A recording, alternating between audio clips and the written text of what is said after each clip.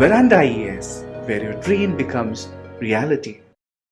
முன்னாடி இருந்த மாதிரி சட்டங்கள் கொள்கைகள் அதெல்லாம் எல்லாமே கம்ப்ளீட்டாக சயின்டிஃபிக்கலி பேஸ்டு கிரைம்ஸ் இதை தொடர்பாக தான் பார்த்தீங்கன்னா அந்த மாநாடு டிஸ்கஸ் பண்ணியிருக்கிறாங்க. ஸோ இதெல்லாமே கேட்பாங்க.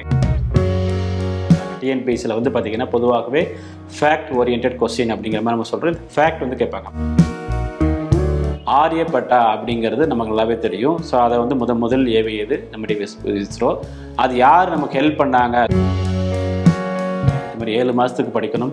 Current affairs played a major role always in TNPSC exams. அதுக்காக தான் நம்ம கல்வி விகடன் நேயர்களுக்கு வணக்கம். ஸோ இது நடராஜ் இன்ஸ்டியூட் ஆஃப் டிஎன்பிஎஸ்சி. என்னுடைய பெயர் நடராஜ் சுப்பிரமணியன்.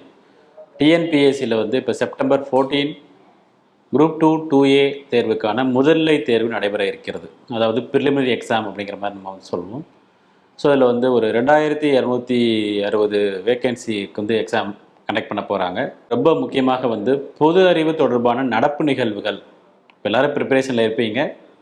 ஸோ இருந்தாலும் பார்த்திங்க அப்படின்னா லாஸ்ட் டைம் ப்ரிப்பரேஷன் அப்படிங்கிற மாதிரி சொல்லுவோம். எல்லாருமே ஒரு வரலாறு படிச்சிருப்பீங்க, புவியியல் படிச்சிருப்பீங்க. எல்லாத்துக்கும் பார்த்திங்கன்னா உங்களுக்கு சோர்ஸ் இருக்குது.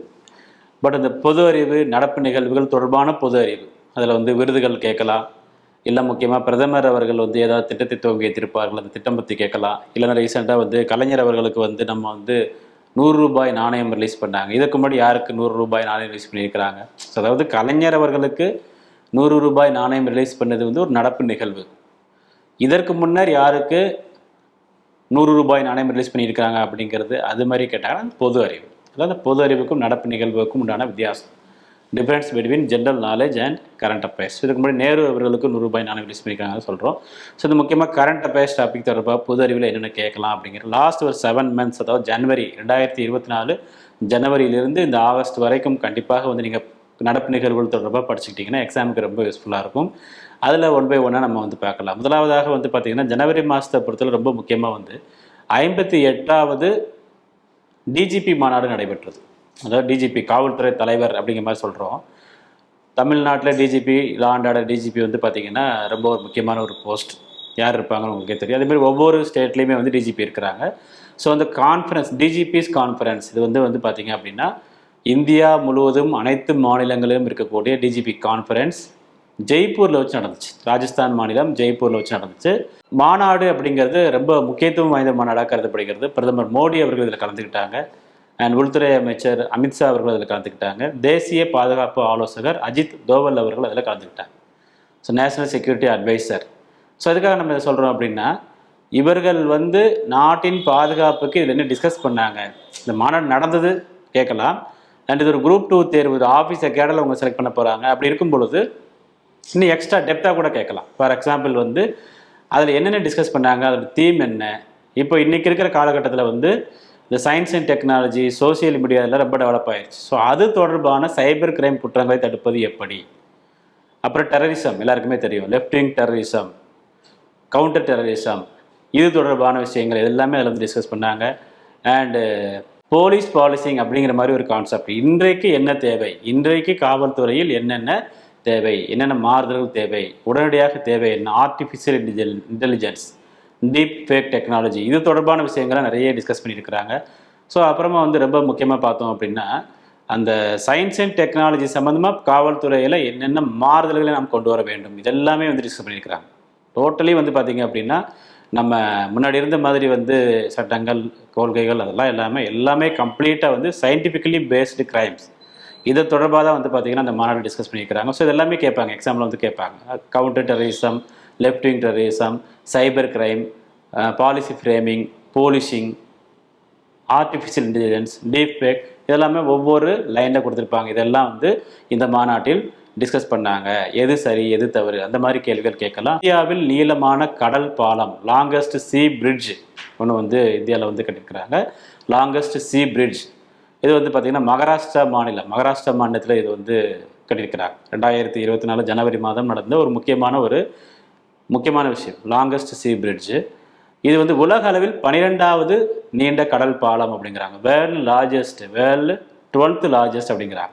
So longest sea bridge in India and உலக அளவில் 12வது. ஸோ அடல் பிகாரி வாஜ்பாய் நேமில் இந்த கடல் பாலம் தொடங்கப்பட்டிருக்கிறது, உருவாக்கப்பட்டிருக்கிறது. அடல் பிகாரி வாஜ்பாய் நம்முடைய பிரதமராக இருந்தவர். பிஜேபி கட்சியின் பிரதமராக 1999 2004 வரைக்கும் 5 வருடங்கள் அவர் பிரதமராக இருந்தார். அது போக வந்து பார்த்தீங்கன்னா ஒரு நடுவில் கொஞ்ச நாள் கூட அவர் இருந்திருப்பார். 96 99 இருந்திருப்பார். ஸோ ஒரு முக்கியமான ஒரு பிரதமர். கடல் பாலத்தை தொடங்குவதற்கு 17,843 கோடி ரூபாய் செலவிடப்பட்டிருக்கிறது. எவ்வளவு செலவு பண்ணியிருக்காங்கன்னு சொல்லி கேட்டிங்க அப்படின்னா 17,843 crores. இந்த ஃபேக்ட் கேட்பாங்க டிஎன்பிஎஸ்சியில் வந்து பார்த்தீங்கன்னா பொதுவாகவே ஃபேக்ட் ஓரியன்ட் கொஸ்டின் அப்படிங்கிற மாதிரி நம்ம சொல்கிறோம். ஃபேக்ட் வந்து கேட்பாங்க. 17,843 கோடி ரூபாய் செலவிடப்பட்டிருக்கிறது.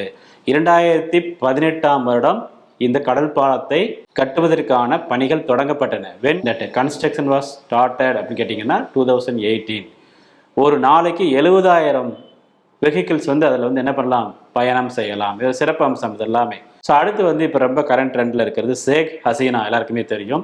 ஷேக் ஹசீனா பங்களாதேஷில் வந்து பார்த்தீங்க அப்படின்னா அவர் வந்து ஒரு பிரதமராக இருந்தவர். ஒரு மிகப்பெரிய ஒரு அஜிடேஷன், அவங்க வந்து நாட்டை விட்டு வெளியே போகக்கூடிய சுச்சுவேஷன்லாம் வந்துருக்குது. இந்த ஷேக் ஹசீனா அவங்க அவாமி லீக் என்ற கட்சியை சேர்ந்தவர்.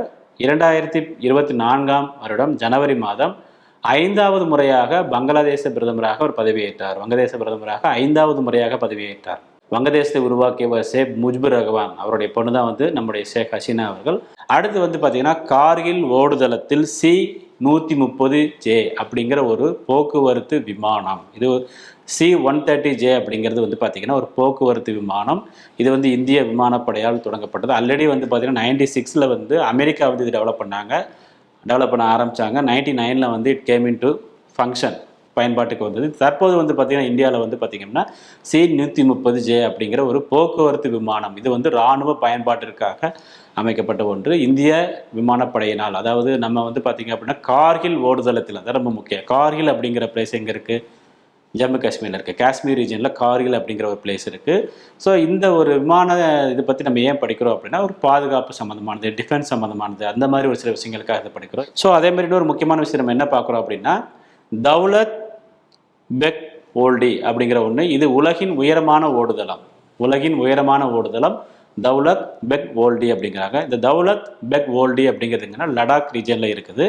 தௌலத் பெக் ஓல்டி லடாக் ரீஜனில் இருக்குது.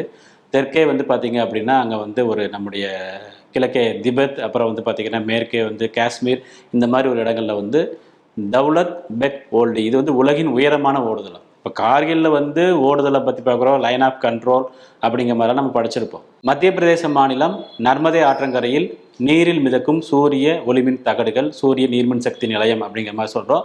இது 278 மெகாவாட் மின்திறன் கொண்டது அப்படிங்கிறாங்க. இது ஆல்ரெடி வந்து பார்த்திங்கன்னா இது வந்து அமைக்கப்பட்டிருக்கிறது. எந்த பிளேஸ் அப்படின்னு சொல்லி மத்திய பிரதேச மாநிலம் நர்மதே ஆற்றங்கரை அப்படிங்கிற மாதிரி இதை வந்து நம்ம வந்து சொல்கிறோம். ஸோ இதே இது 600 மெகாவாட் மின்திறன் கொண்ட இன்னொரு சூரிய மின் நிலையம் அமைக்கப்படவிருக்கிறது. ஆல்ரெடி இருக்கிறது 280 மெகாவாட் மின்திறன் கொண்டது. இனிமேல் அமைய போகிறது என்ன அப்படின்னா 600 மெகாவாட் மின்திறன் கொண்டது. இது எந்த ஏரியான்னு கேட்பாங்க. மத்திய பிரதேச மாநிலம் நர்மதே ஆற்றங்கரை. இதை வந்து நம்ம சூரிய நீர் மின் சக்தி நிலையங்கள், அதாவது வந்து பார்த்திங்கன்னா இதை அமைக்கக்கூடிய நிறுவனத்தின் பெயர் என்னன்னு கேட்டிங்க அப்படின்னா RUMSL அப்படிங்கிறாங்க. ரம்சல் அப்படிங்கிறாங்க. ரம்சல் RUMSL அப்படிங்கிற விரிவாக்கம் கேட்கலாம். ஏன்னா இதை அந்த நிறுவனம் தான் இதை அமைக்கிறது, அதனால் அதனுடைய விரிவாக்கம் கேட்கலாம். Rewa ultra mega solar limited, RUMSL. Rewa REWA, ரேவாங்கிறது மத்திய பிரதேசத்தில் இருக்கக்கூடிய ஒரு பிளேஸ், ரேவா. அப்புறம் U அப்படிங்கிறது அல்ட்ரா, எம்ங்கிறது மெகா, எஸ்ங்கிறது சோலார் அண்ட் எல்ங்கிறது லிமிடெட். ரம்சல் அப்படிங்கிற நிறுவனம் தான் வந்து மத்திய பிரதேச மாநிலம் நர்மதே ஆற்றங்கரையில் வந்து சூரிய மின் சக்தி நிலையத்தை அமைக்கவிருக்கிறது. இது வந்து ஏற்கனவே நம்ம சொன்ன மாதிரி இந்த ரம்சல் அப்படிங்கிறது யார் கூட சேர்ந்து இதை பண்ணுறாங்கன்னு ஒரு கேள்வி கேட்கலாம். நம்முடைய solar corporation of India limited அப்படிங்கிற ஒரு நிறுவனத்து கூட சேர்ந்து இதை பண்ணலாம். ஸோ மத்திய பிரதேச மாநிலத்தில் இருக்கக்கூடிய அந்த ரம்சல் அப்படிங்கிற நிறுவனமும் இந்திய அரசின் சோலார் உற்பத்தியை செய்வதற்கான ஒரு நிறுவனம். SECI அப்படிங்கிறோம். SECI, solar energy corporation of India. So SECI என்ற நிறுவனமும் RUMSL என்ற நிறுவனமும் இணைந்து மத்திய பிரதேச மாநிலம் நர்மதே ஆற்றங்கரையில் 278 மெகாவாட் மின்திறன் கொண்ட ஒரு நீரில் மிதக்கும் சூரிய மின் உற்பத்தி நிலையத்தை அமைத்திருக்கிறது. அண்ட் 600 மெகாவாட் மின்திறன் கொண்ட சூரிய மின் சக்தி நிலையத்தை அமைக்க இருக்கிறது. அதான் சொல்கிறோம். அகமதாபாத்தில் வந்து பார்த்திங்க அப்படின்னா சர்வதேச காற்றாடி திருவிழா நடந்தது. இது வந்து ஜனவரி மாதம் நடந்துச்சு. இப்போ நம்ம ஊரில் ரீசெண்டாக நடந்தது கேட்பாங்க. மாமல்லபுரத்தில் வந்து பார்த்திங்கன்னா ஒரு 1 வீக் முன்னாடி. சர்வதேச காற்றாடி பட்டமிடுற திருவிழா நம்ம ஊரில் நடந்துச்சு. இது எக்ஸாம்பிள் கண்டிப்பாக கேட்பறதுக்கு வாய்ப்புகள் இருக்கிறது. அடுத்ததாக முக்கியமாக பார்க்கக்கூடிய ஒரு கரண்ட் அஃபேர்ஸ்னா குலசை கேள்விப்பட்டிருக்கு. குலசேகரப்பட்டினம் தூத்துக்குடி மாவட்டத்தில் இருக்குது. அங்கே வந்து ஒரு ராக்கெட் துறைமுகம் வந்து இஸ்ரோ வந்து லான்ச் பண்ணியிருக்கிறாங்க. அந்த ராக்கெட் துறைமுகம் வந்து பார்த்திங்கன்னா ரொம்ப முக்கியமாக 500 கிலோவுக்கும் குறைவான எடை கொண்ட ராக்கெட். ஸோ அதான் சொல்கிறோம். இதை யார் அமைக்கிறாங்க அப்படின்னா இஸ்ரோவுடைய ஏற்கனவே ஒரு சென்டர் வந்து நம்ம குலசேகரப்பட்டத்தில் இருக்குது. அந்த சென்டர் வந்து பார்த்திங்கன்னா இப்போ புதுசாக வந்து 500 கிலோவுக்கும் குறைவான எடை கொண்ட ராக்கெட் அதை வந்து தயாரிக்கக்கூடிய ஒரு நிறுவனத்தை அங்கே வந்து அமைக்கிறாங்க. இந்த இஸ்ரோ அப்படிங்கிறது நீங்கள் கண்டிப்பாக தெரிஞ்சுக்கணும். 1969 நிறுவப்பட்டது. நாசா வந்து ஃபர்ஸ்ட் இருக்கலாம். நம்ம என்ன 6th லார்ஜஸ்ட் 6வது மிகப்பெரிய விண்வெளி ஆராய்ச்சி நிலையம் இஸ்ரோ. இதனுடைய தலைவராக தற்போது இருப்பவர் திரு சோம்நாத் அவர்கள் இருக்கிறாரு. ஸோ இஸ்ரோவை பற்றி நம்ம தெரிஞ்சுக்கணும். அப்புறம் ஒரு முக்கியமான ஒரு மைல்கல் என்னது 1975 ஆரியப்பட்டா அப்படிங்கிறது நமக்கு நல்லாவே தெரியும். ஸோ அதை வந்து முதல் ஏவியது நம்முடைய இஸ்ரோ. அது யார் நமக்கு ஹெல்ப் பண்ணாங்க, அது விண்ணில் யாரால் ஏவப்பட்டது, சோவியத் ரஷ்யாவால் ஏவப்பட்டது. அண்ட் அதை தயாரித்தது வேணால் நம்ம இந்தியாவாக இருக்கலாம், இஸ்ரோவாக இருக்கலாம். ஸோ ஆரியப்பட்டா விண்கலம் கேள்விப்பட்டிருப்பீங்க. 1975 இஸ்ரோவின் முதல் மைல்கல்.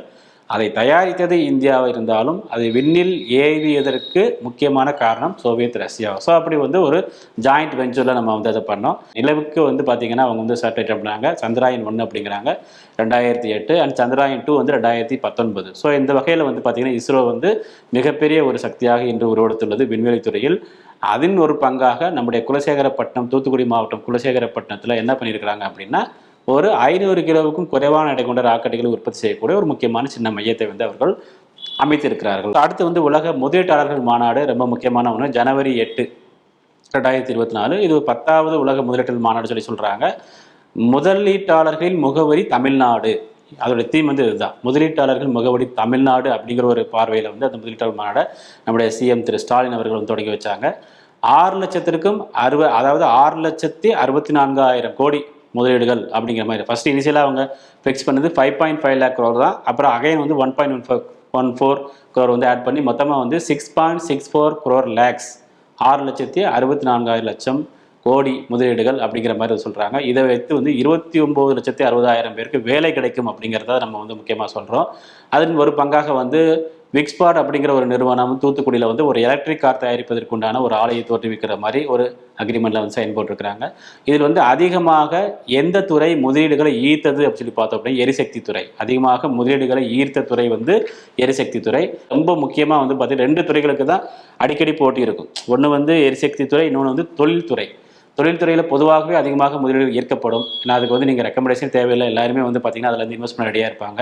அந்த வகையில் தொழில்துறையில் வந்து பார்த்தீங்கன்னா 3,79,809 கோடி 3,79,809 crore வந்து பார்த்தீங்கன்னா தொழில்துறை முதலீடுகளை ஈர்த்தது. எரிசக்தி துறை வந்து பார்த்தீங்க அப்படின்னா ரொம்ப முக்கியமாக 1,35,157 கோடி முதலீடுகளை ஈர்த்துள்ளது. 1,35,197 1,35,197 கோடி முதலீடுகளை எரிசக்தி துறை ஈர்த்துள்ளது. ஸோ இப்போ எக்ஸாம் எப்படி கேட்பாங்க, எந்த துறை அதிகமாக முதலீடுகளை ஈர்த்ததுன்னு கேட்பாங்க. நம்ம ஆன்சர் என்னன்னா தொழில்துறை அதிகமாக முதலீடுகளை இங்கே ஈர்த்துள்ளது. 2வதாக எரிசக்தி துறை. அண்ட் 3வதாக ரொம்ப முக்கியமாக வீட்டு வசதி துறை வந்து பார்த்தீங்கன்னா 62,939 கோடி முதலீடுகளை ஈர்த்துள்ளது. 62,000 அப்படிங்கிற 62,939 கோடி முதலீடுகளை வீட்டு வசதி துறை ஈர்த்துள்ளது. அண்ட் ஃபைனலி கடைசியாக வந்து பார்த்தீங்கன்னா தகவல் தொழில்நுட்பம் வந்து பார்த்தீங்கன்னா 23,000 கோடி. ஸோ இதில் வந்து நம்ம எக்ஸாமில் பாயிண்ட் ஆஃப் வியூவில் படிக்கும் பொழுது எந்த துறை எவ்வளவு அது கண்டிப்பாக கேட்பதற்கு வாய்ப்பு இருக்குது. 3,79,809 கோடி முதலீடுகள் ஈர்த்துள்ளது எது அப்படின்னா தொழில்துறை. ஸோ இது வந்து இந்த டிபார்ட்மெண்ட் வைஸ் பார்க்குறோம். அதே நேரத்தில் வந்து பார்த்தீங்கன்னா எந்த கம்பெனி வந்து அதிகமான முதலீடுகளை கொடுத்தது, முக்கியமாக இந்தியன் கம்பெனி கேட்கலாம். டாடா பவர் வந்து பார்த்தீங்க அப்படின்னா 70,800 கோடி கொடுத்துருக்குறாங்க. அதானி குழுமம் 42,768 கோடி கொடுத்துருக்குறாங்க. முதலீட்டாளர்கள் மாநாடு சம்பந்தம் பார்க்குறோம். ஸோ இந்த மாதிரி நிறைய விஷயங்கள் கரண்ட் அஃபேர்ஸில் பார்க்குறோம். இதில் வந்து ஜஸ்ட் வந்து ஒரு மாதம் தானே சொல்கிறேன், இந்த மாதிரி 7 மாதத்துக்கு படிக்கணும். Current affairs played a major role always in TNPSC exams. அதுக்காக தான் நம்ம வந்து கல்வி விகடனில் இதை வந்து நாம் வந்து ஒளிபரப்புகிறோம். நன்றி, வணக்கம். நீங்க எவ்வளவு ஃபோக்கஸ்டா வீட்ல யூபிஎஸ்சிக்கு ப்ரிப்பேர் பண்ணாலும் டிஸ்ட்ராக்ஷன்ஸ் இருக்க தான் செய்யும். அப்படி டிஸ்ட்ராக்ஷன் இல்லாம கம்ப்ளீட் மென்டர்ஷிப்ல படிக்க ஒரு இடம் வேணும்னா அதுக்கு வரண்டா ஐஏஎஸ் ரெசிடென்ஷியல் ப்ரோக்ராம் தான் ஒரே சாய்ஸ்.